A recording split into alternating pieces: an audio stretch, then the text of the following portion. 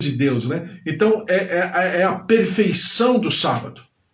E o que significa o sábado, né? Então ele curou um hidrópico chamado barriga d'água no sábado, ele curou uma mulher que estava corcunda há mais de 18 anos, ele curou o paralítico lá no tanque de Betesda, 38 anos paralítico, ele curou esse homem da mão ressequida, e assim vai. Por quê? Porque cada um significa uma quebra de paradigma, de regra, né? Desarticulando toda a religião no sentido pejorativo da palavra, né? Toda a religião que estava engessando o ser humano estava muito distante daquilo que Deus tinha como projeto e o porquê daquela lei mosaica. Então tudo isso é importante. Diz a palavra do Senhor: retirou-se Jesus, capítulo 3 de Marcos, versículo 7. Retirou-se Jesus com seus discípulos para os lados do mar. Seguiu da Galiléia uma grande multidão, também da Judéia, de Jerusalém, da Idumeia, da além do Jordão, dos arredores de Tiro e de Sidom. Uma grande multidão, sabendo quantas coisas Jesus fazia, veio ter com ele. Por quê? A multidão ficou sabendo. Por causa da publicidade, como diz aqui a palavra? Não, mas por causa do testemunho. Jesus deixava isso muito bem claro, que o ministrar o evangelho dependia não de um contexto, vamos chamar assim, publicitário, de marketing, de merchandising. Não é isso.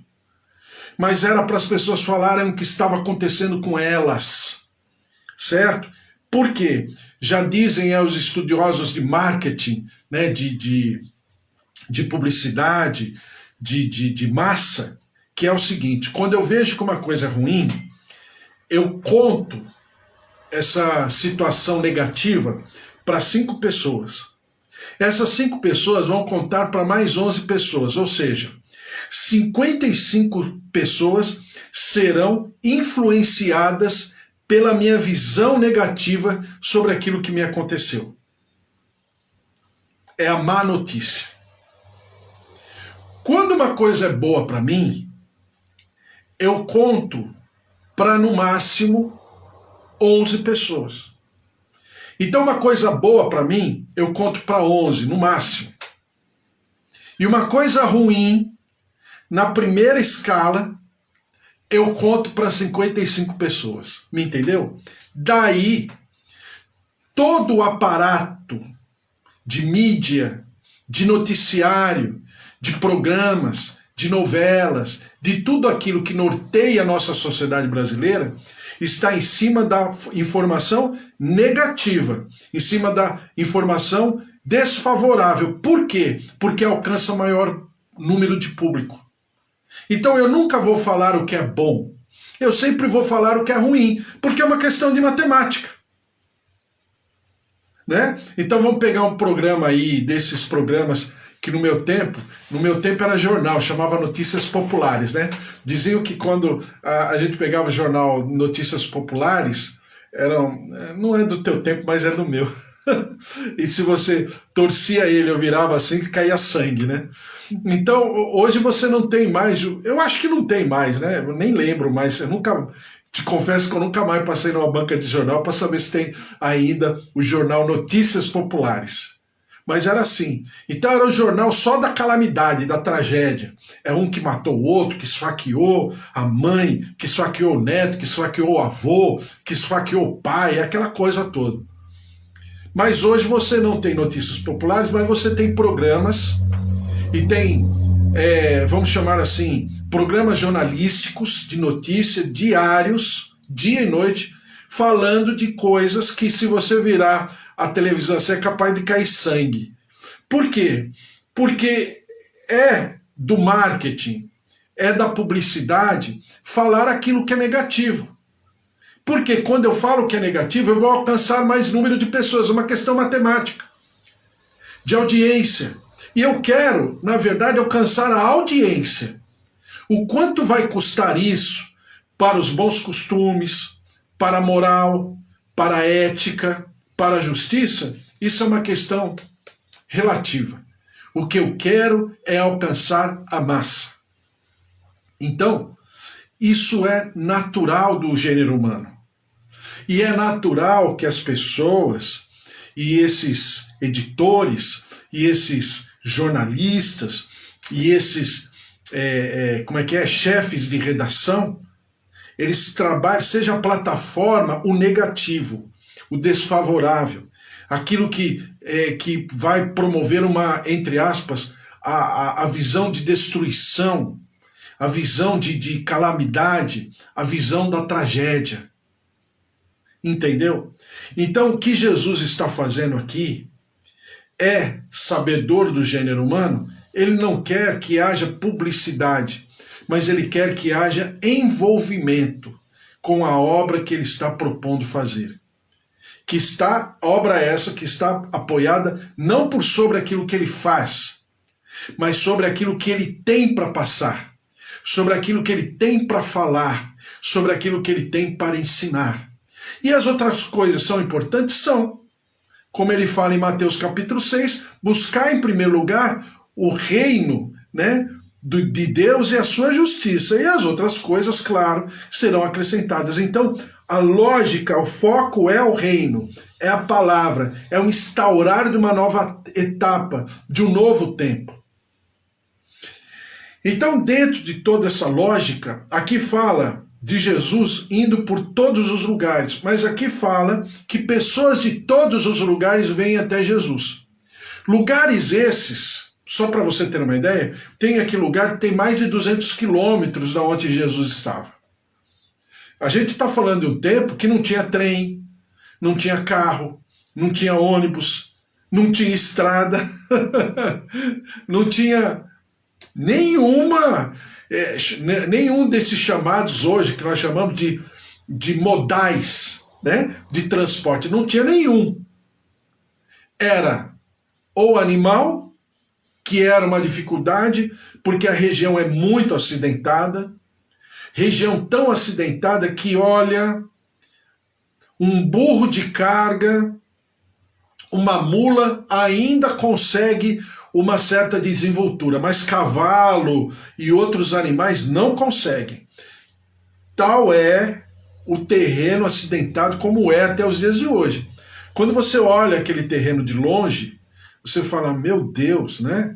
Quanta depressão geográfica, quanta pedra, quanta caverna, quanta rocha, quanto desnivelamento, né?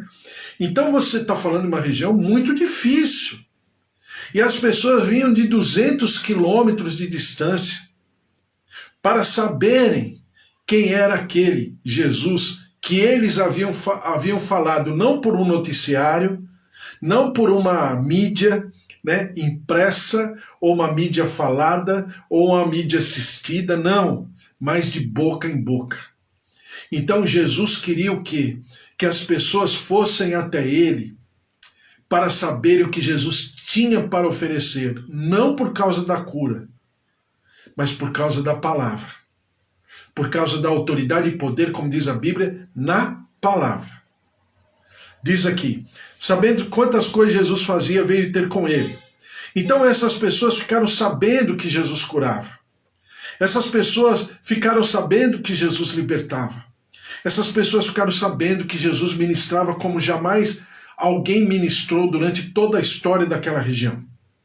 Então, as pessoas não apenas queriam ouvir, mas as pessoas queriam ver, as pessoas queriam contemplar, as pessoas queriam se aproximar. E eu já falei isso para você ontem.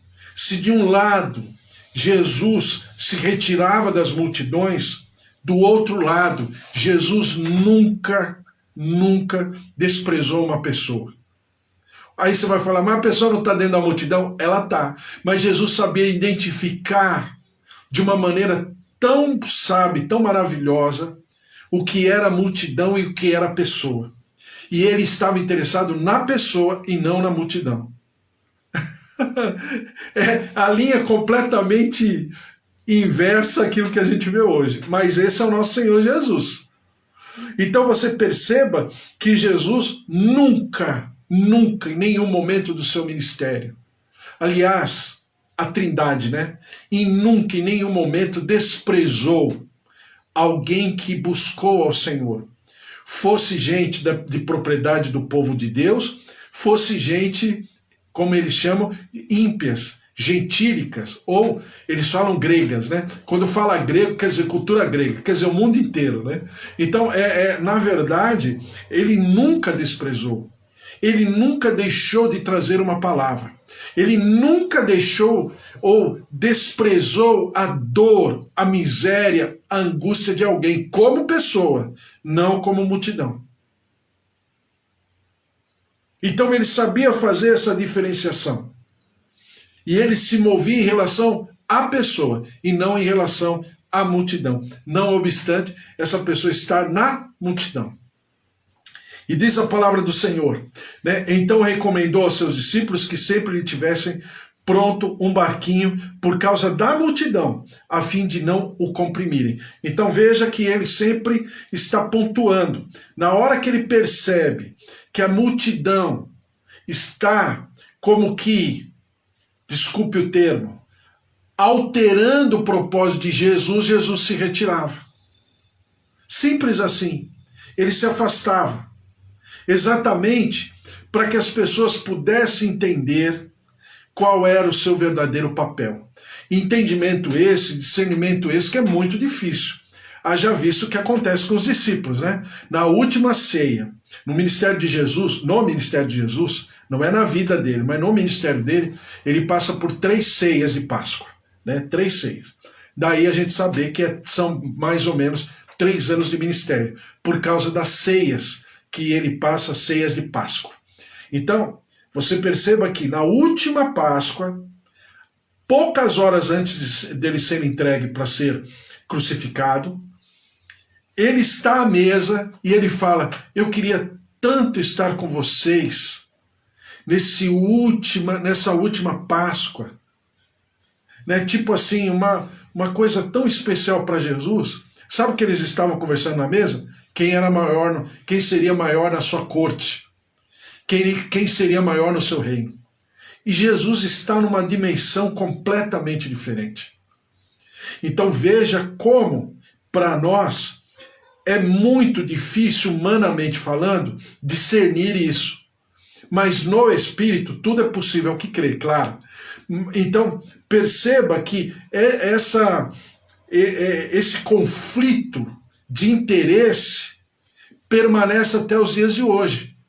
Então tem gente vendendo a sua marca, vendendo o seu produto, né? E contando com a patente que não é dele. Por exemplo, aqui tem milagre, aqui tem cura, venham todos, porque aqui o poder de Deus se manifesta.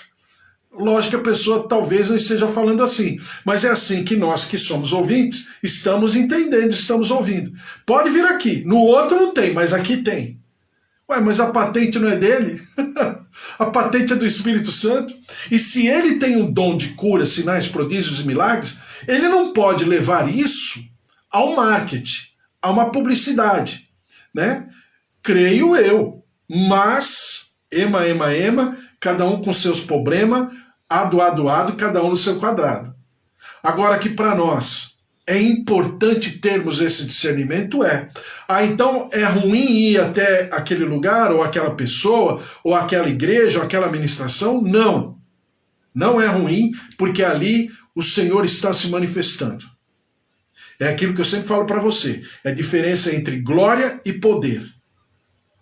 Seria saudável que esses dois ambientes estivessem na mesma pessoa, glória e poder, mas nem sempre. Então eu sei que o poder de Deus, e essa pessoa tem razão quando ela fala o poder de Deus está aqui, e ela tem razão, então tá bom, então vamos lá. e não é para você ficar discutindo, porque lembre-se daquilo que eu falei da publicidade. Quando a coisa é negativa, eu falo para 5, né, que falam para mais 11. Dessas 11, né, falam para mais 5. Então, quando eu acho que uma coisa é ruim, 55 pessoas, de maneira direta, ficam sabendo que o produto é ruim, segundo o pessoal de marketing.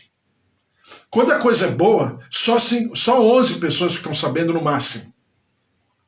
Então, como se trata do Evangelho, da obra de Deus, a gente pode conversar aqui entre nós, na nossa casa, lavando a roupa suja dentro de casa, mas sem falar mal do ungido, né? Quem lida com ungido é o Senhor, não sou eu. Eu não tenho essa prerrogativa e nem quero ter.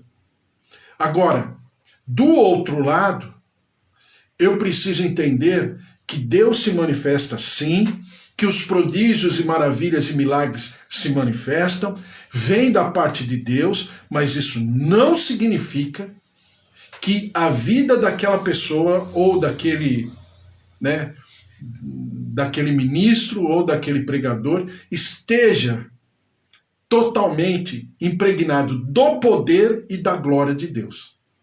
Mas isso é com ele. O que cabe a mim fazer é saber que ele e eu, né? Ele me representa e eu represento ele, porque somos um só corpo. Eu sei que tem um monte de gente falando, tem pastores que falam, pregam a respeito e tal. Isso é um desserviço para a obra de Deus. Por quê? Porque quando a pessoa está falando para várias pessoas. Pessoas que têm níveis de conhecimento, de entendimento, de discernimento completamente diferentes uma das outras. Então eu estou fazendo um desserviço, eu estou promovendo divisão e não reconciliação. Então, por exemplo, o que acontece com a nossa família. Eu amo Beltrano, eu amo fulano, eu amo meu filho, eu amo minha filha, né? E o meu amor é tão maior que eu sei que o meu filho ou a minha filha, ou eles pensam também do pai a mesma coisa, lógico, é lógico. Eu amo a despeito das questões desfavoráveis. O meu amor está acima. Então ele não deixa de ser a minha família porque ele não pensa totalmente como eu penso, ele não tem a cosmovisão de todas as coisas como eu tenho, então ele deixa de ser família por causa disso? Não. Porque é família. E eu continuo amando do mesmo jeito. Eu amo o passivo e o ativo, porque amor está acima. A mesma coisa que nós vivemos como igreja com I maiúsculo, né? Igreja, corpo místico do Senhor Jesus.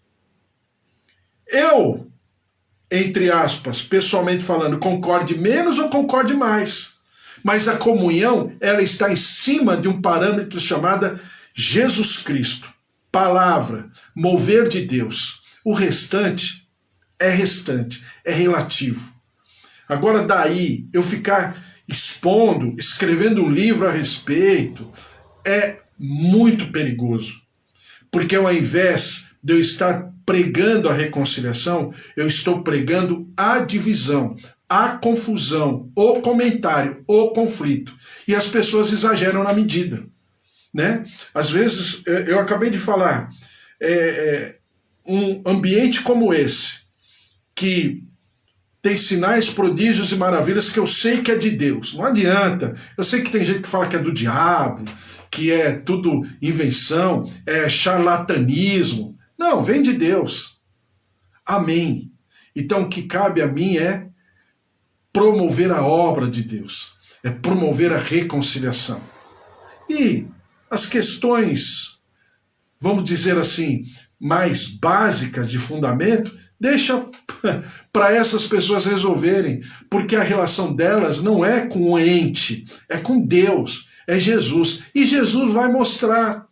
O Senhor alcança o coração contrito, o Senhor alcança o espírito reto, o Senhor alcança o sentimento disposto a se abrir para Jesus. Amém. Deixa a obra de Deus correr. Abençoe a obra de Deus. Deixa a obra de Deus ter o seu percurso.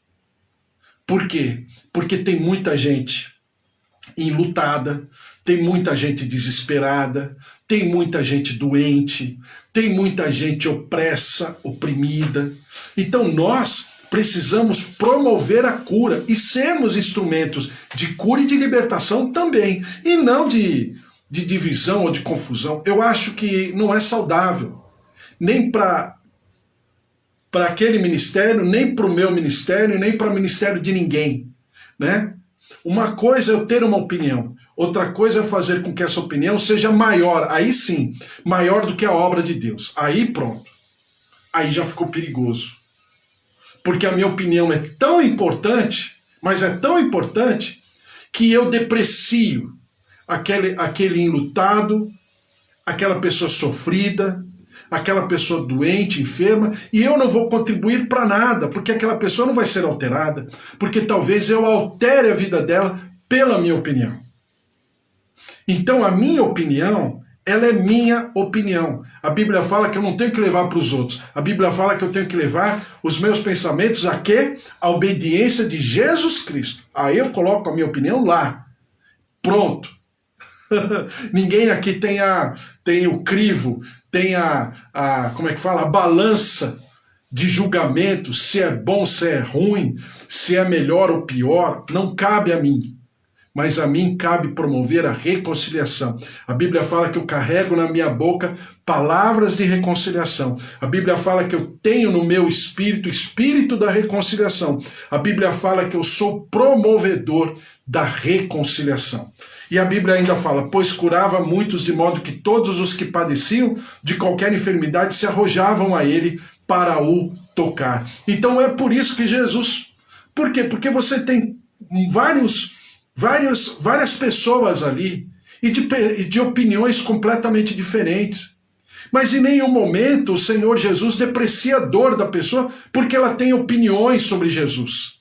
Tirando os religiosos, os fariseus, escribas principalmente, que conheciam, né, aprofundadamente a palavra de Deus. Mas fora isso, as pessoas iam até Jesus e, claro, com objetivos, com avaliações, com entendimentos completamente diferentes uma das outras.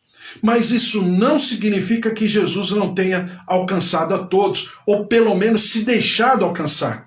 Também os espíritos imundos, quando o viam, prostravam-se diante dele e exclamavam, tu és o Filho de Deus. Mas Jesus lhes advertia severamente que não expusesse a publicidade. Então, os demônios estão fazendo coisa certa, falando, identificando a autoridade, o poder e a constituição de Jesus, com certeza, mas eles estão falando na maneira errada. Por quê? Eles estão falando alto, eles estão expondo Jesus publicamente na sua condição.